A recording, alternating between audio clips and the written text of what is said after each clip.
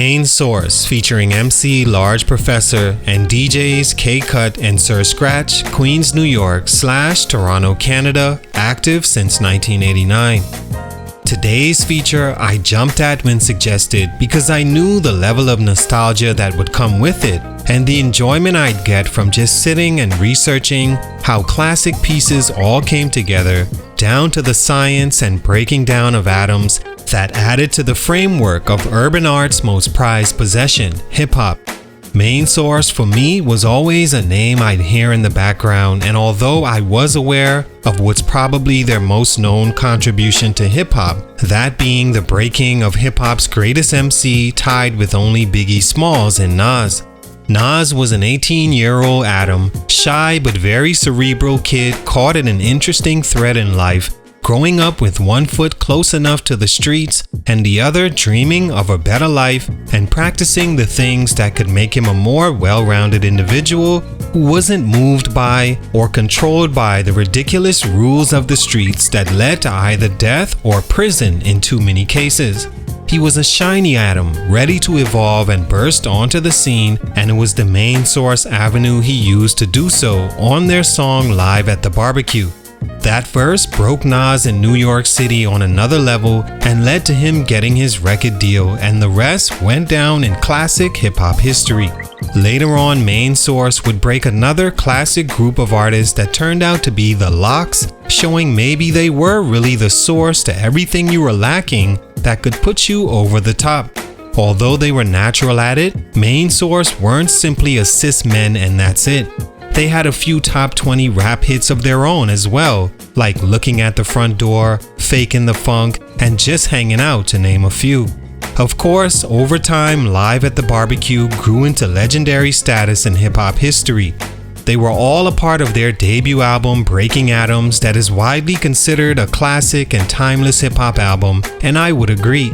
Down to the album cover and name that suggested they had the formula to success and whatever you needed from a dope MC, 2 DJs, and all 3 great producers as well who had the sound, youthful energy, and timing being right there around a mix of future legends and legendary stories being created right in front of their eyes, and most importantly, they had desire and hunger still to make something of themselves and use what they loved in hip-hop to do it.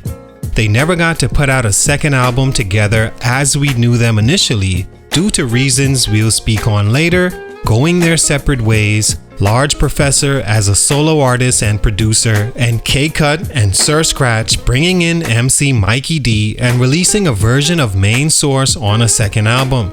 No question, highly regarded legends in the game, but for these reasons, those atoms didn't evolve into what could have been, and many overlooked their contribution to hip-hop. What happened? Let's talk about it. Salute to Kevo Solo Loso for this request. It's your boy JC Stunted Growth Music. Let's get it. Take a minute to like, subscribe, and comment on who I should do next. Main Source was founded in 1989 by Large Professor and twin brothers Sir Scratch and K-Cut. Large Professor met the brothers in high school, and the 3 immediately began working on music together as a group, making their name around New York City. K-Cut and Scratch are from Toronto and were heavily influenced by reggae, while Large Pro was born in Harlem and quickly moved to Queensbridge where they all grew up. Being from Queens, they'd run into hip-hop acts, producers, and aspiring DJs all around. One they linked with was DJ Premier, who they showed a thing or two about producing equipment, and Premier in return passed their name around whenever he could, and one place it stuck was Wild Pitch Records, who gave the group a deal without even having a name. They went to their lawyers to look everything over, then when asked, well, what are you gonna call yourselves? K-Cut shouts out, well, let's just be Main Source, and they ran with it. Stunt number 1, Victims of an Era. In many ways, the reason Main Source never exactly blew up crazy was because of the bootlegging era infiltrating their target market like a disease, and because of it, they were considered a liability to their label because they weren't meeting the bottom line. That's the way it is in art that's tied to business, which all are, because which artist wants to work for free? Who can may be a better question. But during that time, bootlegging was becoming not just a thing, but accepted and passed around and down to future generations. For those who may not know, bootlegging is basically one person buying the album, making copies of it, and either selling it in the hood to individuals for a markdown price, or even selling it to street vendors who'd look to do the same. Bootlegging in the early 90s was an out-of-control problem that no one really spoke about or attempted to check, because most likely if you were around those less fortunate streets, you were probably doing it too, whether selling or buying.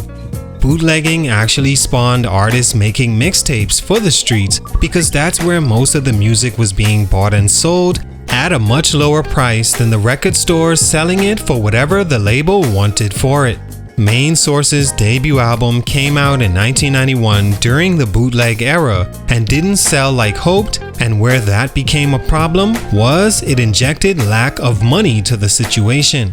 Whenever funds are low in any sort of collective working together, there'll always be conflict being bred amongst a crew and with the label, who now think twice about investing further.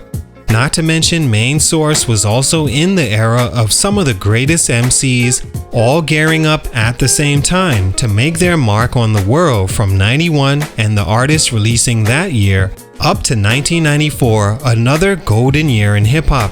They were dealing with lack of sales from being heavily bootlegged and overshadowed by some of rap's greats in a very competitive era. Stunt number 2, business disagreements. That brings us to what happened next. Just following the historical timeline, when their album didn't do as well as expected, money became tight and heavily watched, understanding they didn't meet their own expectations sale-wise, so who knew when more opportunities would come? Therefore, everything had to be scrutinized financially. According to Large Professor, that's where the real issues within the group started. K-Cut and Sir Scratch were brothers, as mentioned, and were managed by their mother, who always supported their hip-hop dream, usually involved in paying for their studio time and however she could help, until she officially became the brothers' manager. Large Professor recalls, quote, nepotism happening, and when the money came in, it wouldn't trickle down evenly for him opposed to them, and it created confusion and disagreements with how things were set up. Amicably, they decided it was best if they just go their separate ways, Large Pro one way and Scratch and K-Cut the other. After just one album, which was critically acclaimed among hip-hop fans, especially of underground rap, Main Source, as they were initially known, were no more. Professor went on to release multiple solo albums, although none greater than the work he did as a producer for everyone from Nas to Eric B. and Rakim, Kid and Play, Slick Rick, and more. Cut and Scratch recruited Mikey D, a talented MC as well from Queens, and continued on with Main Source, releasing a second album in 1994 that didn't perform as well as the first and wasn't as embraced by fans like their debut. Stunt number 3, too much time in between. A huge reason their second album didn't have greater success than the previous was because it took over 3 years for it to sort of come out, some believing the real version was released in 1999.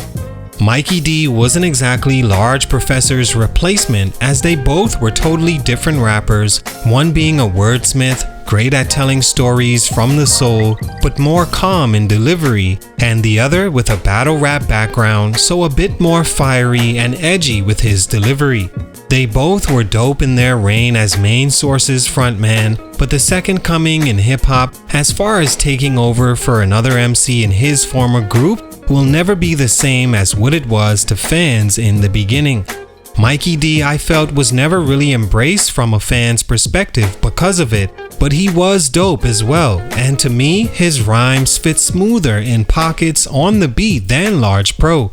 Although Large was a better storyteller, and he was the first. But 3 years in between album 1 and 2 in the golden early 90s was too much time, and fans unknowingly moved on and were hyped about something else by then. The original members came back together in 2002 along with Mikey D for concert, but no third album came of it, and just like that, Main Source faded to the background, splitting again amicably to go on to work on other projects as producers and DJs. All in all, beyond sales, Main Source were a dope hip-hop group that were around to see a lot and help a lot of artists. Large Pro made a classic with Nas on Illmatic, and another he had his hands in on Nas's second classic, Stillmatic. K-Cut also did his thing on the producing side for Big Pun, Shaq, and more. Dope group that made their mark low-key, but for these reasons, their growth was ultimately stunted. Salute, much respect to hip-hop legends. It's your boy JC, Stunted Growth Music, and I'm out.